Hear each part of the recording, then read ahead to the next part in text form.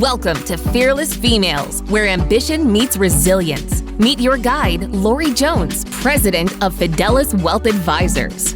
Join her and remarkable women executives as they uncover the triumphs and transformative moments shaping extraordinary careers. Ready to be fearless? Let the journey begin. All right, so everyone, we're so excited that you're joining us today. And I'd like to introduce our speaker today, who's Laycee Kolman. So I have a quick note that Laycee Kolman is one of the youngest female engineers for HDR, which is a multinational engineering firm. And I am super proud of her because she is also my little sister. So I would say little sister, but I just said I stayed 29 and she kept getting older. So I'm super impressed with her. So that's why I really enjoyed watching her career grow. And I feel like she's got a lot of insight for us. So I'm going to go ahead and turn the presentation and the time over to Laycee. Thank you so much. Thank you. Appreciate it. So as said, my name is Laycee Kolman, and I have worked for my firm for about 17 years. I've actually been in the industry, in the engineering industry for about the past 23 years. And as I was thinking about what I wanted to speak about today, I wanted to kind of start out with just some of the overall statistics so that everybody in the room has the same understanding of kind of how engineering works when it comes to the percentage that are female engineers in the industry. So 34% of the STEM industry is represented by women.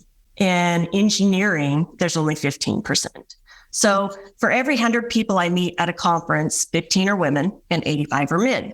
And that works out really well for the bathroom situation. I have never had to wait in line at a conference ever to use the restroom. But there are we do only represent between 14.5% and 15% of the industry. Of 25 to 34-year-old people, men and women, who have a bachelor's degree, 8.9% are actually women engineers.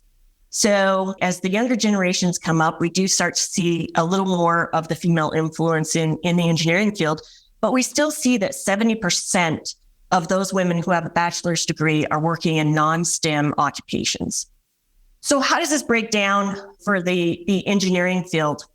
So what you'll see here is that the field that I'm in, civil engineering, about 15% is female representation. And you'll see in environmental engineering, it's about 32%. And they've done a lot of polling in engineering schools and the courses as the engineers come up. And a lot of women get into engineering because they want to make a difference. They want to make a difference for people. They want to make a difference for communities. And that just lends itself to why we have that large amount that are in that environmental engineering field. We also see that computer and research is 26%. More women like to go into the research field of engineering. So I kind of wanted, the way I laid this out is I kind of laid it out in different portions of my career and what I found out as I was working through my career plan. And so the first one is really investing in yourself. And the whole point of this one is to talk about kind of how do you start your career and what do you do at the very beginnings of this career? So this started for me with internships, college opportunities, and then my first job out of college. So internships, I really wanted to get a job with a Wyoming Department of Transportation. At the time, I happened to be going to the School of Mines, but Wyoming Department of Transportation had this program where students could actually work on engineering projects while they were still in school. So I would get to design roads. I would get to design interchanges. I would get to do all that while I was still going to school. The problem was it was super competitive. They only let in 8 students in any given year. So that meant that there were only 1 or 2 opportunities for a college of about 1,500 engineering students. And so I started by leveraging my relationships. I happened to know that one of the girls that I was going to school with at School of Mines, her dad worked in the materials lab. And I said, well, are they looking for interns? And she said, sure, they're always looking for interns. You break soil samples and destroy concrete. Nobody wants to do that. So I sent her my resume and she got it through to her dad. And I got picked up as an intern that year in the materials lab. And I hadn't worked there for more than about 2 days when they came and they said, hey, we didn't realize you're a third-year engineering student. We need somebody to run our IRI. Will you do that? And I said, of course I will. That sounds way funner than breaking concrete. So what it was basically a van, and it had this huge bumper out front, and it measured the roads to find out if they were too rough, if the contractor had to repave them, or if they were smooth enough. And I remember the guy that I was driving with, we had to have two because I would run the computer and he would actually drive the van. We got to work one day and he chuckled. And he said, yeah. He said, yesterday we went out for lunch and one of my wife's friends saw us. And she said, did you know your husband was out with a young gal during working hours yesterday? And at the time I just laughed it off. But I thought about it later, and had I been a young man, they would have assumed that I was his protege or I was helping him at work. And instead, just because of my gender, they assumed something more nefarious is affair. So that was kind of my first introduction. In those interviews, in those surveys that they were giving out in the engineering schools, they did find that internships is one of the reasons why women get discouraged and leave the engineering field, because they get tasked with things like copying, collating, collecting equipment. And the male engineers get tasked with things that are very science oriented and use their brains. And so it's really important that as we seek out these internship opportunities, especially as females in male dominated industries, that we make sure that the opportunity is pertinent to us and that it's going to actually advance our career and do what we want with it. That same summer, as I was running that machine, I worked with one of the only female construction engineers in Wyoming, and she had been there for years. And I remember that was still, not to date myself, but that was still back in the time when the government was kind of messing around with metric versus English. And so the plans were written in metric and our machine was giving us output in English. And I was like, well, that's it. We're hosed. We should just go home. And she goes, no, she sent everybody to lunch, and her and I sat down and converted all of the results from English units back into metric units. And when everybody came back for lunch, we could give the contractor his results. And it really taught me that don't second guess yourself. You have the right answers. You have the right information. You've had all the appropriate schooling for your position. Make sure that you trust in yourself and that you as you're moving through your career, that you trust in your gut instincts. So next one, I remember when I was finishing school, there was at least 6 or 7 other girls in my curriculum in civil engineering as I was graduating. And the funniest thing, I hate to have this whole thing about bathrooms, but it really is. The funniest thing about my engineering school is it was built in the original building. And so there was only a women's restroom on every other floor because they didn't plan on any women being there. They had to convert every other floor's restroom into a women's restroom in order to even be there. So that was kind of interesting. But I got out of school, and one of the first projects I worked on, I was like, I really didn't think I would ever have any problems in the industry. I was with other female students in school. This won't be an issue. And the first project I worked on was an intelligent transportation system project, and it was a fiber optic project. And the client contact that I had been given in the client side, I would call him, I would leave him voicemails, I would leave him emails. I was really trying to get some information out of him for something that I needed.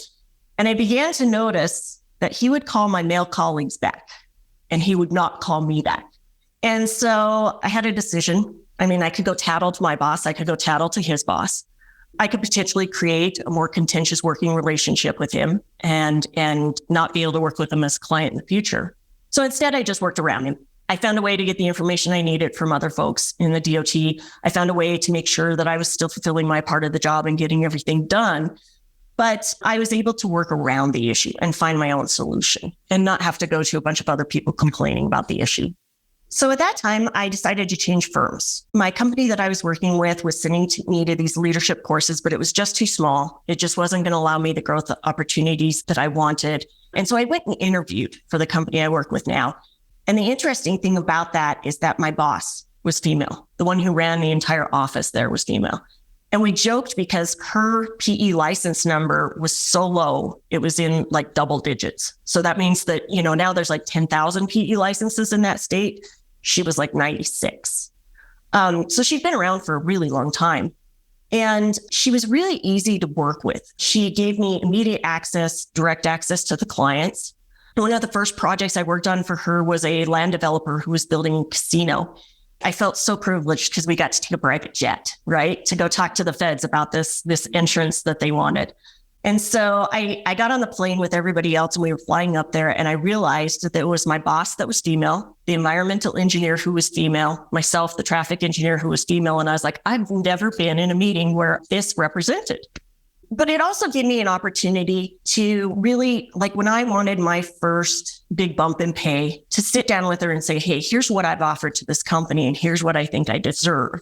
And whether it was because she was female or not, didn't really matter. I wasn't worried in the back of my head that I needed to justify anything other than my work and what I had done and what I had shown. And I've used her as a resource even after she retired. I'll talk about that later. So continuing education. As I started working when I was young in the industry, it was really important for me to get accreditation to my name, to show my certifications and my experience and background. And so one of the things, you start out and you take a really, really long test, and that makes you an engineering training. And then you work for 4 years, and your reward is you get to take another really, really long test to become a professional engineer. And I wanted to do more than that. So the first licensure I went after was my PTOE, Professional Traffic Operation Engineer licensure. And it was only offered once every 6 months. And it was offered in different areas in the country. And I chose to go to Portland and take it. And in between when I chose to take it and when I was taking it, I had gotten pregnant with my second child. And so I was sitting there and I was sick as a dog. I was so sick taking that test. And I looked around and I was like, this is unfair. None of these gentlemen in this room have to prepare themselves for an extra 20 minutes of exam time to be spent out of the exam room. And I thought, you know what, though, it's really good for me to understand that it's that important to me, that I want to make sure that I'm doing those things and that I can do those things at the same time. I can still take that test. I have to manage my time more effectively, but I can still take that test and still pass that test. And the good thing is, as soon as I got out of there, one of the other guys that was in the test with me was actually one of our employees from the Portland office. And he goes, hey, come here, let me introduce you around the office, introduce you to all the bigwigs and give you a tour. And I said, that's great. And so he did, and we kept that connection going, that relationship going. And about 10 years later in my career, it was super helpful because he helped me get into some industry presentations and publications, which I'll go over in a bit. So women in the industry also, at this point in time, when you're having kids and things like that, you really need to start thinking about your work-life balance. When they asked women in engineering what their greatest challenges they faced were, they said not getting respect, not fitting in, and struggling to accommodate work-family balance. So I feel like work-life balance is a very individual thing for sure. What I consider to be a good work-life balance is probably not what other people might consider to be a good work-life balance. But I wanted to learn a lot and expand my skill sets vastly when I first started out. I was going to conquer the world. And so one of the ways in which I did that was to work on really big, really important projects across the country. And a lot of times, as you can see, that required me to travel up to 2 to 3 weeks at a time for 6 to 9 months at a time. And that was really hard for me to decide that that was the right approach, especially given the young kids that I have. But it really did solidify my skill sets, and it got me into opportunities that a person of my tenure in the industry at that point probably wouldn't have had. And so for me, it was the right balance between work and life. And I did ask my son permission to use his photos in here. He said that was okay. But as you can see, it worked out just fine. He's still alive and everything else today. So we got through it. The other thing that my company had offered me at that time, and they paid for and were very proactive in, is developing leadership skills. They identified 18 young engineers in the company once every year and a half to go through what we called career skills. And it was this immersive program where we took Dale Carnegie courses. We did public speaking. We did History 101 of the organization. We had a real life case study that we had to work on and present to the executive leadership team at the company. And mine was, how do we get people to go work on these big design builds in other places for 6 to 9 months at a time, which I held near and dear to my heart. What I really learned was people styles. How do I deal with other people with other personalities at work? How do I deal with these differences between how, women act in a certain situation and how a man might act in a certain situation? But it was really about learning to manage better and manage my relationships better. And I actually learned a lot out of that. And And it's not that your company has to invest in that.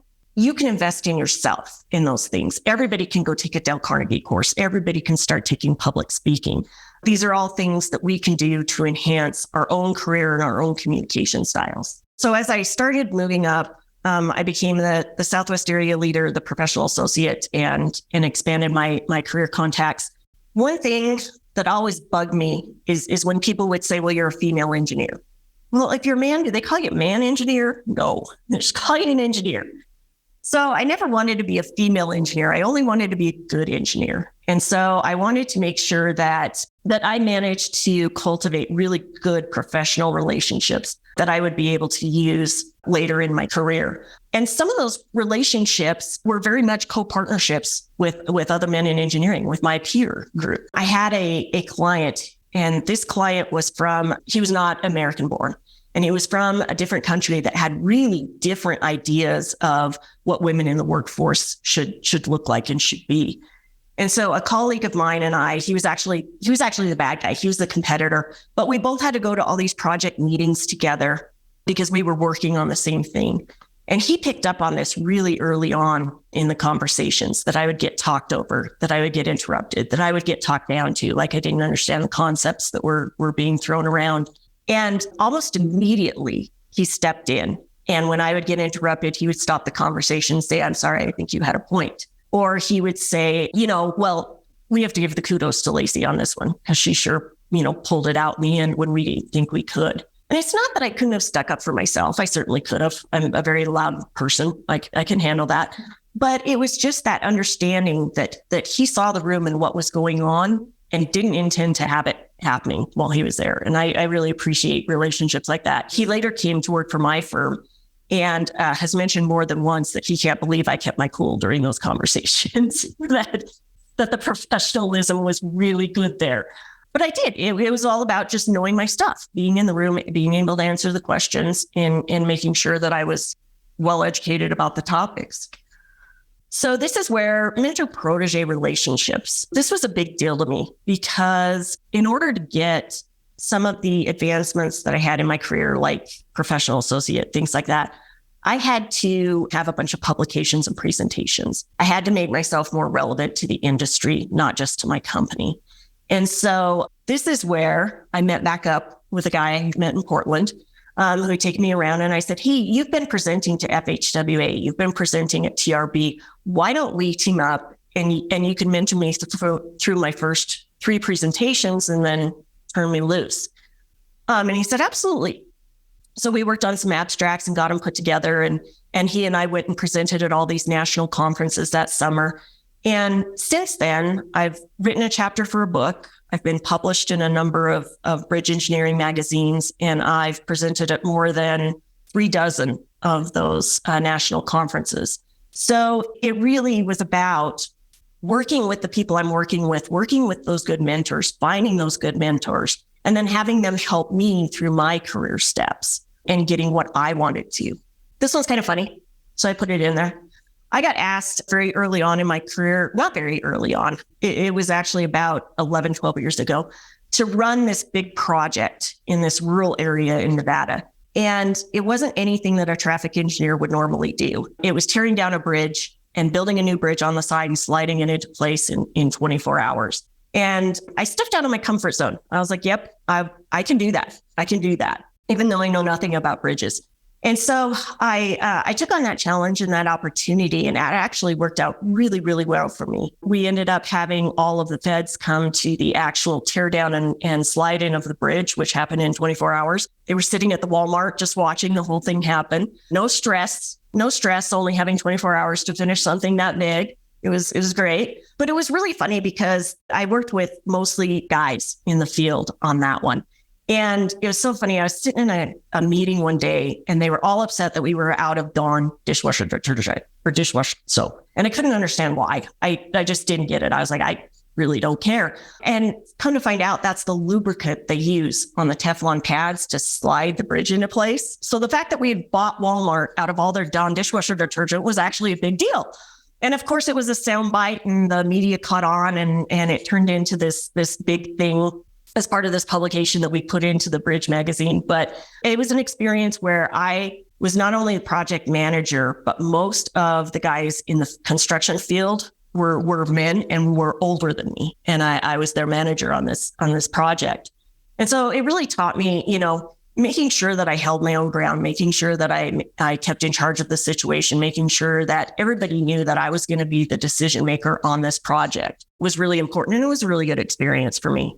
So the next thing is, what did I actually learn as I was going through, and how did I actually manage to set myself aside in a male-dominated industry? And part of that was getting involved in professional societies, making sure that I knew where the connections in my industry were and making those connections for myself. I wanted to make sure that I had name recognition when I went out in the industry, that people knew who I was, that they knew what my skills and capabilities were. So I made sure I got involved in that. The other thing I learned really young in my career was to identify those mentors. I had my technical skills down, but I needed to enhance my business development side of the house for my career.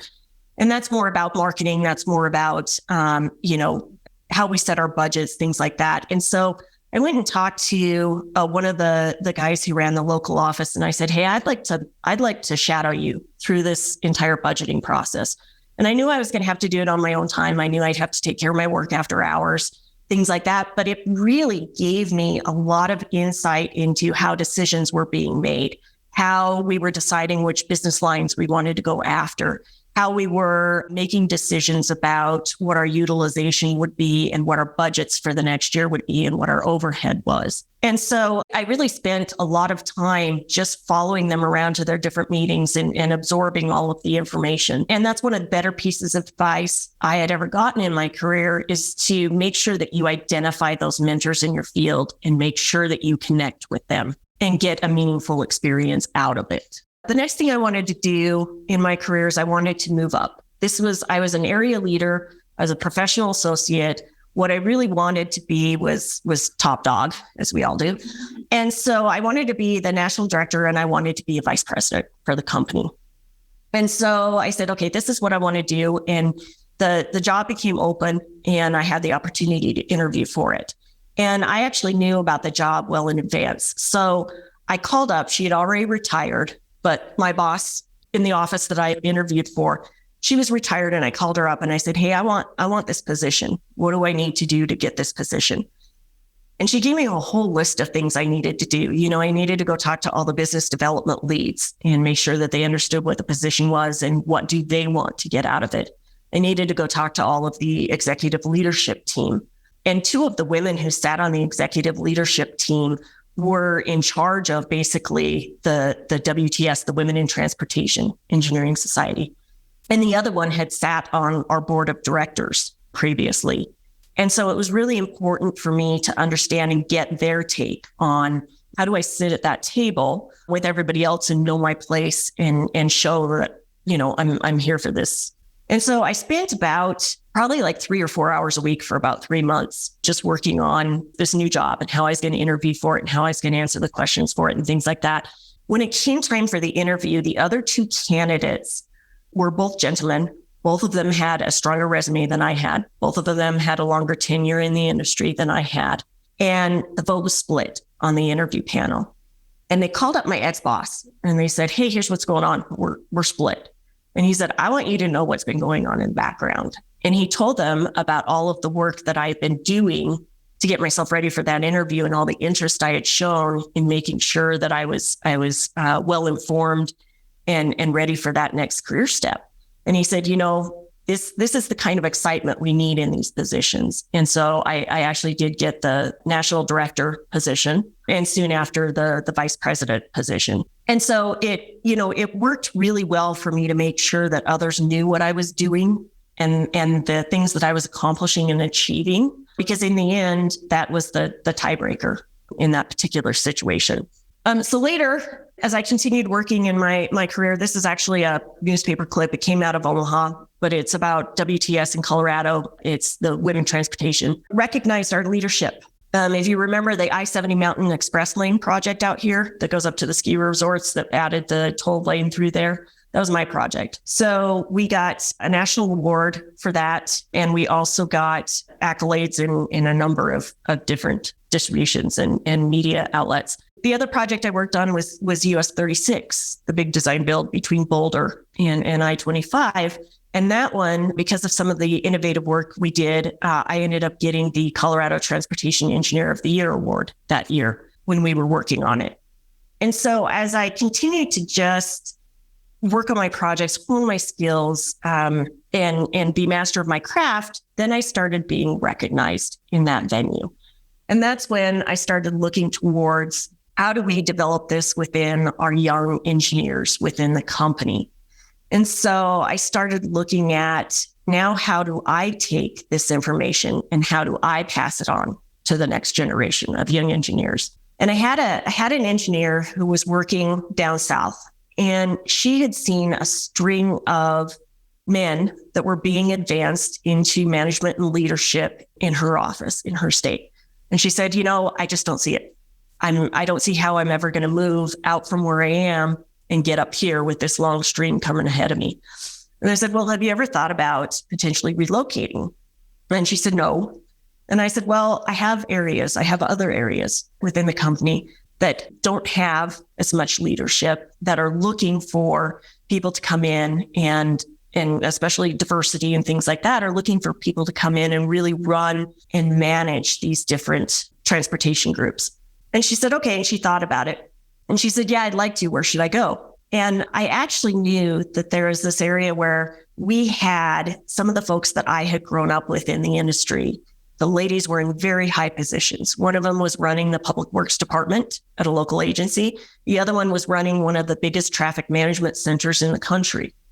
And both of them were geographically here. And I said, let's go here. Not only will you have your peers in the industry, myself included, to help you grow, but you're also going to have these women in these great leadership positions who are totally open to helping you grow. And so it's not just internal to the company, it's external to the whole area. And so she's just been floored by the opportunities she's had. Every time we go there, we take her out to dinner with a client. Every time we go there, we get her FaceTime with another client, and just make sure that she gets those same opportunities to grow and foster in her career. The other thing that I've always done is I've always looked at building my own, filling your own kitchen cabinet, right? Find those people that are going to help you in your career and are going to help you in your industry. And when we first started going to the Transportation Research Board, it happens every January. It's a big, big conference in Washington, D.C. And when we first started going, I believe there were 3 women from my company who attended that conference. And this last January when we went, there were 30. And each year we've gone to dinner together to kind of talk about, what we've done during the year, to catch up, to talk about the industry, things like that. And so we planned dinner every single year. And last year it was actually hard to get a reservation because of the size of our group, which was tremendous. But I decided that I was going to hijack the dinner. And so I said, hey, I've got this presentation coming up in February. I'd like to go around the table. And as you introduce yourself, tell me what the best piece of advice you got was as a female working in a male-dominated industry. And this is just kind of a compilation of what I got. Be over-prepared. Focus on the task you're doing and do it well. That's that thing of, if you're going to a meeting and you know that every other face in that meeting is going to be male, and you know that which happens to me all the time. There's 18 around the conference table and I'm the only girl. Make sure that you prepare yourself in advance. Know your business. Make sure that when people ask you a question, you answer the question. Make sure you're not the person on the side of the table taking the notes. Make sure that you are learning on your own and doing work on your own to be twice as prepared as everybody else in the room.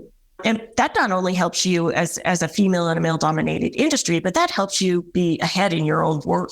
Focusing on the task that you're doing and doing it well, keeping your promises, making sure that when you say, I will get something done, that you get it done, making sure that you're doing your tasks well so that you're ready to move on to the next task when it becomes available. The next one was making and keeping professional relationships. And this one was interesting to me because of the backstory.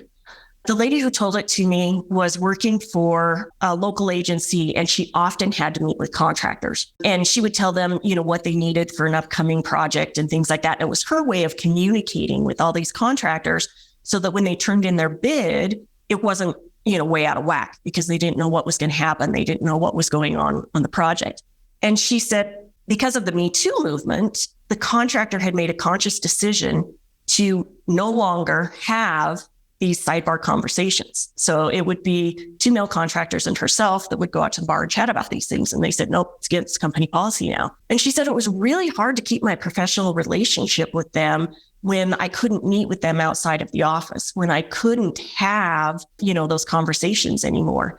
And it is hard because in a lot of industries, a lot of the decisions are made in bars and on golf courses, And so it was really important for her. And she said, all right, fine. She said, then we'll go out to lunch once a week and we're going to make sure that we continue this conversation because otherwise I'm getting sloppy bids and that's not what I want. So making and keeping those professional relationships is important. Be strategic with all communications and know your audience. There is a big difference in my industry between engineers who are near their retirement age and the ones that are just entering the workforce. There's this older generation who was not brought up with computers, who was not brought up with women in engineering, who was not brought up with any of this new technology stuff. And the way I address situations or projects with them is very, very different than the way I address and deal with situations and projects with one of our brand new engineers who wants to do all the data analytics in the world and run the whole rest of the universe. And so it's really important that I understand my audience. When I'm in a meeting, when I'm speaking at a conference, when I'm trying to get a client to do something that I need, it's important that I talk to them in a manner that they understand and that I'm flexible. A lot of that I learned from my people skills training. I learned that I like very much to get into a meeting and get down to brass tacks and business as quickly as possible. And the whole rest of the world is very comfortable with a half hour of chit chat first. So you have to be cognizant of those things, especially in industries like finance and like engineering. Be open to opportunities and don't say no. There's a lot of smart people in these industries who aren't willing to take a chance and step out of their comfort zone, and they miss out on huge benefits later in their career because of it. There's a lot of times when I've been asked to do projects like a bridge project or like an environmental project or something that's well out of my wheelhouse. And I said, sure, I'm a smart person. I can do this. And if not, I know where I can go get resources. And so I never said no. And sometimes I took on way too much. But I was always open to those opportunities, and it really let me get ahead very, very quickly. Build your own cabinet, people you can use as a sounding board. Make sure you have people that you know and you can trust so that when you have ideas, when you want to bounce something off of somebody and say, okay, well, how would you feel about this if this was coming at you? Or how would you feel about that? Asking people when you have personnel difficulties, when you're having different things at work that aren't going your way. Hey, how could I deal with my boss on this? But that mentor protege program is really important. After I went through the whole process of career skills and I got through as a protege, about 5 years later, I was asked to be a mentor through that program. And I said, yeah, sure, I'll be a mentor. And I went, and my protege had early onset hair loss. And so every time they would bring us the paperwork, they'd hand me the protege paperwork and him the mentor paperwork. And we just kept laughing because everybody just always thought he was older than me. And obviously he was my mentor. Obviously I was the one who was there to learn. And it was just funny. And we got done with it. And he was like, hey, thanks. I really appreciated all of the mentoring that you did through this process. But it's really important to find those people and to seek them out and make sure that you have them in this industry. The last thing was out of sight, out of mind. Make others aware of your accomplishments. And there's a lot of people, at least in the engineering industry, that tend to travel for work. We tend to do construction projects or design projects in other areas, and nobody at home knows what we're doing. And I found that my first, 3 or 4 years in Colorado after I moved here, I was getting not as great of raises as I used to be getting. And I noticed that really fast. And I thought, well, you know what? Nobody in Colorado knows what I'm doing because I'm never here.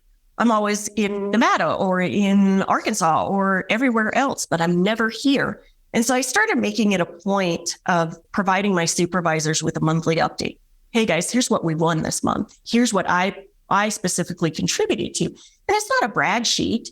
It's, I'd like you to be aware of what I'm doing, since you're my supervisor. And I'd like you to understand what I'm active in, what I'm engaged in. And I noticed that my annual increases started going up substantially and caught back up with the market space and where they should be. I also think it's very important in the male-dominated industries that we do keep track of our rates, that we do keep track of what we're being paid, and we do keep track of what others are being paid.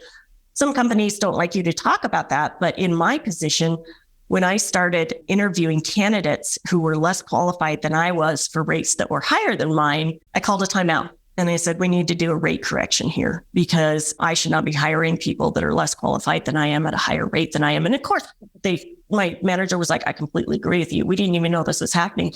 Thanks for bringing it to our attention.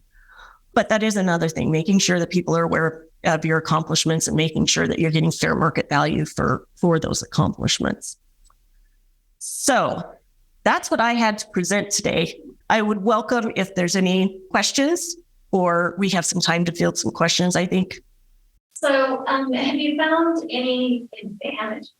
Like there's a lot, you talked a lot about some of the, being the only woman in the room. Are there advantages in the male other than that? The bathroom situation is great. Honestly, there are advantages. There's a lot of times when females bring a skill set to the table that some of our male engineers don't have. The communication between technicians and really smart computer guys and the client, who is sometimes an elected official, doesn't happen very easily sometimes. And so having, I think, what I would consider a broad base of communication skills has made that process easier for me. And I don't know if it's my personality or the courses that I've taken, but I've learned really well how to deal with subordinate employees in a lot better and more communicative manner than some of my male counterparts. So I would definitely say that there are for sure advantages. And I would say that as long as you know your stuff, then you certainly have that ability to work further in your career than some of your male counterparts even. Plus, when you're on maternity leave, you get all the time off and there's somebody there to help you sometimes if your husband has paternity leave. So that's nice. But yeah, I do think there are some advantages. Laycee. Yes. I really love these career building steps. This is all feedback you got from the other female engineers in addition to your own advice. It is. We sat down and really went through what made a difference in their career and what their best piece of advice was. And this is kind of what built that. I love this because I just went back to work full time for the first time in a decade. And it's my first corporate job in 10 years. And a lot of these points on here are things I'm having to relearn these last few months as I'm back in office politics and having to, I've been a part-time consultant for most of the last decade. So I only really had to answer to myself and my client. And it's a whole new world when you have a whole office full of personalities and conflicting interests, and you don't want to burn bridges. So thank you, slide you've put together here. This is my favorite. No, for sure. And we do say it's a small world, but honestly, it is a super small world. You will find that the people, because of the financial industry, because of the engineering industry, any of these, you will find that a great deal of the people you deal with today are going to be the same people that are either above you or that you'll have a contract under them in the future. And so it's really, really important to maintain those. Like I said, with that very first guy who wouldn't call me back, it's really important to make sure that you work the people styles and the people skills through the industry.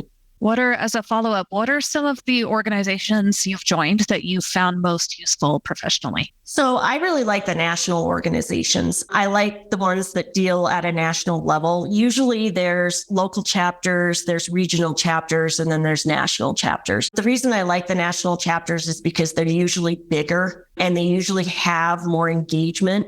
But there's also, at least in my industry, there's student chapters for all of these agencies. And I really like to go speak at those student chapters to those kids that are recent college graduates, because number one, it allows me to network with a pipeline of employees that I might need to hire. But number two, it allows me to give them perspective. When I was in college, what I really wanted to understand is what's going to happen after this. What am I going to do? Where do I go? Who do I talk to? I've been trained in books. I don't know real stuff. And so I really like to go talk to the student chapters and get engaged at those levels so that I can help them in their careers too. So I have a question for you, Laycee.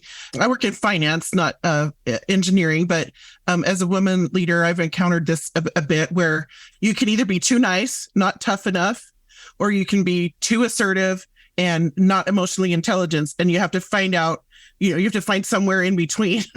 How have you navigated that? And I assume it's also apparent in the engineering industry. Oh, 100%. Funniest thing, I was sitting, because I work from home when I'm not traveling a lot. And I was sitting in my office and I was having a call with one of my subordinates. And my mother-in-law was sitting in the living room. And so she listened to the whole call. And I got off the call and she goes, wow. She goes, that was great. You sat there the whole time and told him that he's not off the hook. He doesn't get to get away with being late on his thing. But in the end, he was happy with the phone call and got off and did his stuff. She was like, she goes, mostly, I hear women on the phone and they're like, I'm sorry, I have to ask you this, or I'm sorry, I know I'm bothering you, or a lot of our communication starts out with, I'm sorry, I'm sorry this email is late. I'm sorry. And what it really should be is thank you for your patience.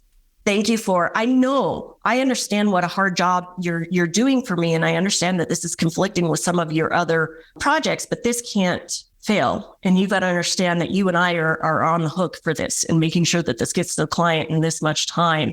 And it is really important to walk that fine line and make sure that that what you're saying is not going to be taken personally by that person, that it's all staying above board and it's talking about their work product, right? We're keeping it all on what their work and what their work is supposed to be. But I have noticed in my own communications, I try really hard not to say I'm sorry, because I'm not. It's if I've taken too long to answer your email, it's because I've been busy. And I thank you for your patience. But I have kind of changed my communication methods over the years to account for that, for not being too nice. But I also try not to be too mean. So I remember walking into a conference just recently, having two male advisors reach across me to introduce themselves to each other.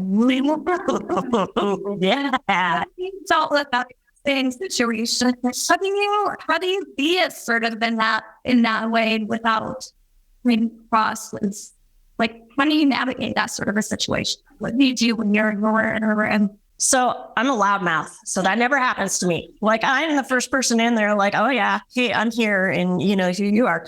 But I will tell you about an experience that I had with a subordinate of mine. So she's actually my Northwest area traffic leader, which means she's not low in the company. She's well known to the company. She's done a lot of work. She's pulled in a lot of market share. Like we're talking about $7-8 million a year in her area for traffic work. And she went to a national conference, and my boss and my boss's boss both snubbed her at that conference. And she was there picking up marketing material for HDR to hand it out, right? So she had every right to be there. She had every right to be acknowledged. And she said, but they didn't acknowledge me. What do I do? And I was like, well, number one, I'm sorry, because that sucks. And I was like, sometimes in the industry, and again, know your audience. But I said, knowing that two people that you talk to, there's a good chance that one of them didn't remember who you were. And so make sure that you go introduce yourself and say what you do so that they have a frame of reference, because sometimes if they're higher up, they don't remember everybody. And so it's important that you give them that opportunity. And I said, number two, here's the things that you have in common with these guys that the next time you'll be able to talk to them about, so that you can start that conversation with them and be able to carry it on for personal chit chat before you get into the work stuff. And I was like, number three, ask them a question. So you know me, I'm here from the New England area. But is there somebody at this conference that I should make sure I introduce myself to? Is there somebody at this conference that I should really make sure I engage with? Would you introduce me to so-and-so? Because you know all the other directors of the DOTs and I don't. And so I said, make sure that you engage with them and ask them a question, ask them to do something for you. Introduce me to so-and-so, things like that. If they introduce themselves over me, I would immediately stick out my hands and be like, oh, hi, and I am, but it happens. It really does. It really happens a lot. And people tend to think that you fade into the background. And if you allow yourself to fade into the background, that's where you'll sit. All right. Well, thank you so much. Thank you for your time. Bye, guys.